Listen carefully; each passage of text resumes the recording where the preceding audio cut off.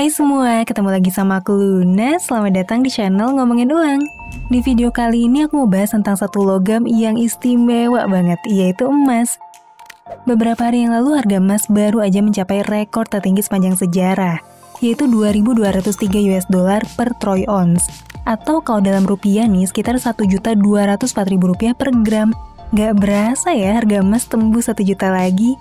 Padahal nggak sampai 5 tahun yang lalu nih, harga emas itu cuma di level 600 ribuan aja di tahun 2019. Kita semua udah sama-sama tahu ya kalau emas itu adalah logam mulia yang sangat bernilai.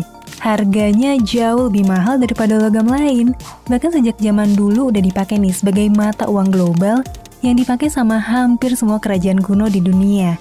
Tapi kamu pernah kepikiran gak sih, kenapa ya emas ini bernilai tinggi? Apa sih yang bikin logam ini istimewa? Padahal kalau kita ngomongin tentang manfaat, banyak logam lain yang lebih sering dipakai dalam industri. Kayak baja yang dipakai buat konstruksi bangunan, aluminium yang banyak dipakai buat pembuatan alat transportasi dan pembungkus makanan, terus tembaga yang penting banget dipakai buat elektronik dan industri semikonduktor. Terus apa sih yang bikin emas itu berharga? Padahal kan jarang dipakai ya buat bahan industri yang punya nilai ekonomi langsung terhadap pembangunan. Secara fungsi, sekilas emas cocok nih sebagai perhiasan soalnya tuh warnanya berkilau dan gampang dibentuk jadi perhiasan. Nah, apa sih yang bikin emas ini begitu spesial sampai jadi logam yang paling banyak diburu, diakui secara global? Nilainya tetap diakuin meski udah ribuan tahun, dan harganya terus naik dari waktu ke waktu bahkan sampai saat ini. Dan kenapa sih emas dijadiin alat tukar perdagangan secara global selama ribuan tahun? Oke, jadi gini, manusia di masa lampau kesusahan gitu ya buat nemuin medium yang ideal buat dijadiin mata uang perdagangan. Dimana di masa lampau industri perbankan tuh ya belum ada. Bank sentral yang nyetak uang dan ngawasin peredaran uang juga belum terbentuk. Mesin cetak yang bisa memproduksi kertas aja belum ada. Jadi manusia berusaha nyari medium alat tukar yang ideal nih dari sumber-sumber yang tersedia di alam. Awalnya peradaban dulu ngejadiin komoditas makanan pokok sebagai alat tukar. Kayak jelai gandum di Sumeria, hewan ternak kayak sapi, dan juga garam yang bisa dipakai buat bahan pengawet makanan. Tapi walaupun komoditas makanan pokok ini punya nilai intrinsik yang dibutuhin sama semua orang, masanya makanan pokok kayak gandum, beras, garam, dan makanan lainnya tuh gampang membusuk alias nggak tahan lama. Padahal manusia punya naluri buat ngumpulin resources atau kekayaan buat jangka panjang. Terus manusia juga pernah nyoba ngejadiin cangkang kerang yang awet dan gak bisa membusuk sebagai medium alat tukar perdagangan. Ini berlaku selama ribuan tahun di Afrika, Timur Tengah, India, bahkan Papua. Masalahnya seiring dengan perkembangan teknologi manusia, cangkang kerang ini jadi terlalu gampang buat didapetin, gak langka, dan jumlah itu terlalu banyak. Jadi nilai cangkang kerang terus merosot. Daya belinya melemah, sementara nggak ada standar nilai yang jelas. Soalnya cangkang kerang ini ada banyak jenisnya di tiap daerah. Sampai hari manusia punya teknologi buat ngolah logam, dan nemuin kalau ternyata emas ini tuh punya sifat-sifat dasar kimiawi yang cocok banget buat dijadiin alat tukar. Oke, sebelum aku bahas alasan kenapa sih emas cocok dijadiin alat tukar, Ngomu mau ngasih tahu dulu nih. Buat kamu yang mau belajar trading emas, kamu bisa praktek langsung di MyTrade. MyTrade adalah broker perdagangan berjangka yang berlisensi global dari berbagai lembaga regulasi terkemuka yang nyediain pairing emas sekaligus akun demo. MyTrade ini cocok buat para pemula yang mau belajar dari nol. Soalnya gratis biaya komisi trading dan spreadnya juga rendah. Selain itu, MyTrade juga ngasih strategi analisis teknikal pair emas secara gratis yang dipublish setiap hari. Bahkan analisis teknikalnya bisa dipublish sampai 4 kali loh sehari di fitur Daily Strategy Report. Artinya kamu yang pemula banget dan emang mau tahu gimana sih cara analisis emas yang benar, kamu bisa banget dapat ilmu dari analisis teknikal atau fundamental kayak di MyTrade Insights ini. Gak cuma itu aja, MyTrade juga ngasih kamu akses ke semua indikator trading view secara gratis dan banyak fitur gratis lainnya. Yuk cobain bikin akun demo buat trading emas, komoditas, dan forex di website ataupun aplikasi MyTrade lewat link ini ya. Atau kamu juga bisa cek deskripsi video ini setelah selesai nonton.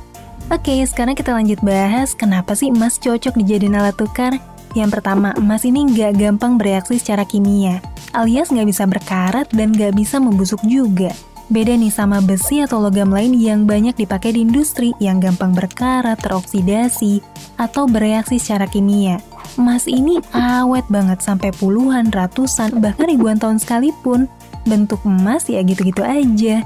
Jadi emas ini punya karakteristik yang ideal banget buat jadi medium penyimpan kekayaan. Yang kedua, emas ini adalah mineral logam yang langka banget dan gak gampang ditemuin di alam. Gak kayak gandum, beras, ternak, atau kerang yang bisa dibudidayain dan ngalamin lonjakan suplai yang bikin nilainya bakal menurun. Emas ini nggak bisa diciptain sama manusia, harus diambil dari perut bumi dan jumlahnya tuh terbatas. Makanya nilainya bisa terus bertahan bahkan bertumbuh makin mahal dari waktu ke waktu. Soalnya jumlah manusia yang pengen punya emas makin banyak. Sementara jumlah emas di dunia ya segitu-gitu aja. Makanya dari dulu sampai sekarang harga emas terbukti naik terus dalam jangka panjang. Yang ketiga, emas ini adalah komoditas yang nilainya diakui secara global di seluruh dunia selama ribuan tahun.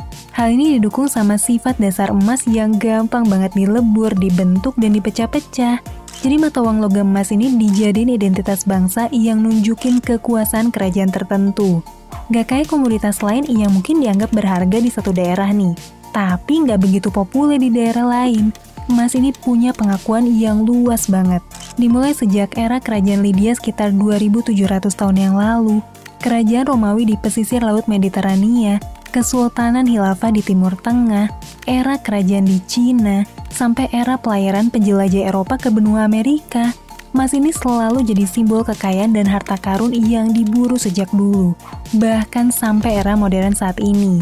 Bahkan setelah era perbankan modern yang lebih ngutamain kepraktisan dalam bentuk uang digital dan kertas, nilai emas ini sama sekali nggak dilupain sama masyarakat dunia. Sampai di era modern saat ini pun, banyak negara yang masih berlomba-lomba nambah cadangan emas negaranya, buat bisa ngeredam risiko penurunan daya beli mata uang negaranya akibat inflasi, dan juga depresiasi terhadap mata uang negara lain. Ini nih beberapa negara besar yang punya cadangan emas terbesar di dunia.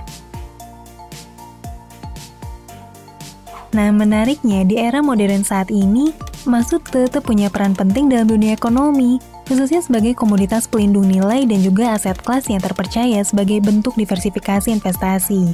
Kalau kamu suka perhatiin pasar uang, saham, dan juga pasar komoditas berjangka kayak forex, kamu bisa perhatiin nih, tiap kali ekonomi dunia lagi ngalamin ketidakpastian, entah karena pandemi, perang dagang, atau konflik militer yang bisa berpengaruh sama ekonomi, nilai dari aset emas ini semakin mahal. Alasannya kenapa? Karena banyak institusi keuangan dan investor besar yang khawatir gitu. Asetnya bisa turun gara-gara kondisi ekonomi global yang lagi serba nggak pasti. Dan kebanyakan dari mereka bakal ngalihin sebagian besar uangnya ke aset yang dianggap lebih aman. Salah satunya emas. Itulah kenapa kalau kamu perhatiin harga emas selalu naik drastis tiap kali ada konflik, perang, pandemi, atau tensi geopolitik yang lagi memanas. Nah, faktor ini juga yang bikin emas tuh jadi komoditas dengan volume trading yang paling ramai diperdagangin di pasar aset keuangan dunia. Oke, tapi kalau kamu mau beli emas buat investasi nih, atau buat ngejaga nilai aset kamu, hal yang paling penting yang perlu kamu paham itu adalah harga emas cenderung berfluktuasi dalam jangka pendek. Walaupun emang ujung-ujungnya naik dalam jangka panjang. Misalnya nih, harga emas kalau dilihat selama 30 tahun kan kesannya naik terus ya. Tapi coba kalau kita persempit jadi kayak gini. Nah, kan ternyata harga emas dalam jangka pendek bisa naik turun.